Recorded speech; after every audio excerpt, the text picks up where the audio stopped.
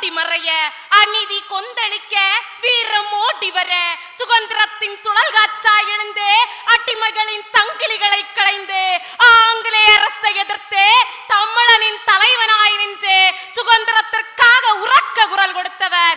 ஆம், வீரம் என எழுதப்படும் போதே முதலில் வந்து நிற்பவர். அத்தகைய வ.உ.சி. ஐயாவை பற்றி பேசுவதில் மிக்க மகிழ்ச்சி அடைகின்றேன். வீற்றிருக்கும் யாவருக்கும் என் வந்தனங்களை உரித்தாக்கி எனது உரையை தொடங்குகின்றேன். பாரதத்தாய் ஈன்றெடுத்த பல தங்கத் தலைவர்களுள் தமிழகம் கண்டெடுத்த தவ புதல்வர், கப்பலோட்டிய தமிழர் என அழைக்கப்படும் வ.உ.சி. ஐயா அவர்கள் தோன்றின் புகழோடு தோன்றுக அத்திரார் தோன்றலின் தோன்றாமை நன்றி என்னும் வள்ளுவரின் வாய்மொழிக்கேற்ப 1872 ஆண்டு செப்டம்பர் 5ஆம் நாள் உலகநாதனுக்கும் பரமாய் அம்மையாருக்கும் நல்முத்தாய் திருநெல்வேலி மாவட்டத்தின் ஒட்டபிடாரத்தில் உதித்தார். இவரது இயற்பெயர் வள்ளியப்பன் உலகநாதன் சிதம்பரம் பிள்ளை என்பதாகும். இவரை உழைப்பின் சிங்கம் என்று கூட மக்கள் அழைத்தனர்.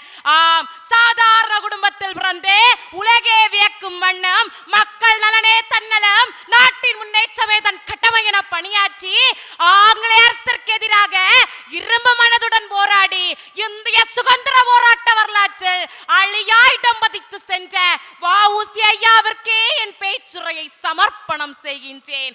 ஆம், அடிமை என்னும் மனப்பான்மை அழிந்தே சுயமரியாதை நிலைக்க சுதேசி என்னும் இயக்கத்தின் தீப்பொறியாய் நாட்டின் பொருளாதாரம் இந்திய நாட்டு மக்களின் கையில் இருக்க வேண்டும், அதற்கு வெளிநாட்டு ஆட்சி மற்றும் பொருட்களை தவிர்க்க வேண்டும் என்பதை மக்கள் மனதில் ஆணித்தரமாய் பதித்தார். பொருளாதார விடுதலையே நாட்டின் விடுதலைக்கு வழிவகுக்கும் என்பதில் நிலைத்து நின்றவர் வ.உ.சி. ஐயா அவர்கள்.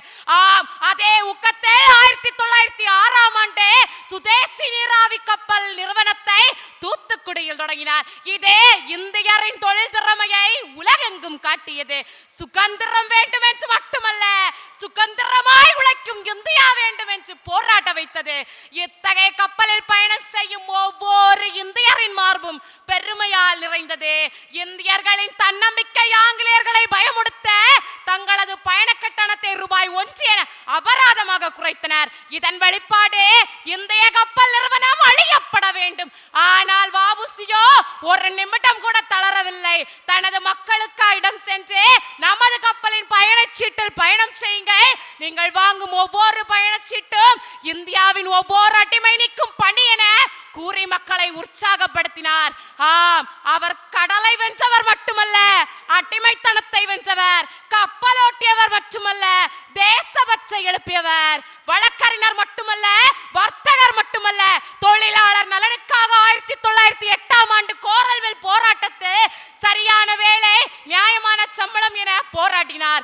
ஆம், அத்தகைய மனிதன் கடைசியாக அமைதியாக வாழ்ந்த இலை போன்று 1936ஆம் ஆண்டு நவம்பர் 18ஆம் நாள் இவ்வுலக வாழ்வை நீர்த்தார். மாபெரும் சபையினிலே நீ நடந்தால் உனக்கு மாலைகள் விழ வேண்டும் என்ற அடிகளுக்கு எடுத்துக்காட்டாய் வாழ்ந்து சென்றார். தூத்துக்குடி கடற்கரை நரைகள் எத்தனை முறை மோதி அடிக்கிறதோ அத்தனை முறை வ.உ.சி. ஐயாவின் நினைவுகள் ஒவ்வொரு இந்தியரின் மனதிலும் வாழும். தொடர்கின்ற வரலாறு தொடரட்டும் பல நூறு என்று கூறி விடைபெறுகிறேன். நன்றி, வணக்கம்.